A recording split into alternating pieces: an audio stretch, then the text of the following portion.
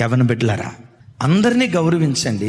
అంతకంటే విశేషంగా నిన్ను కన్న గర్భం ఉందే, నవమాసాలు మోసి తన రక్తాన్ని పాల రూపంలో మార్చి తన రక్తాన్ని తాపించి నిన్ను పెంచి పెద్ద చేసిందే, నీవే సర్వస్వమని ఏ తల్లి ఏ తండ్రి వారి కలిగిన సమస్తాన్ని నీ కొరకు ధారపోశారు.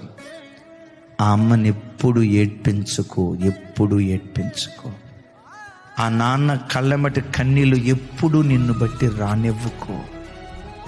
ఛీ, ఇలాంటి కొడుకు నాకెందుకు పుట్టాడు, ఛీ, ఇలాంటి కూతురు నాకెందుకు పుట్టిందని నిన్ను కన్న గర్భం ఎప్పుడు నిన్ను బట్టి ఆడవకూడదు. సాధ్యమైనంత వరకు వాళ్ళు చేతులెత్తి నిన్ను ఆశీర్వదించేటట్లుగా వారి పట్ల పూర్ణ వినయ భావంతో బ్రతకటం ఇది పరలోకపు దేవుని మరి.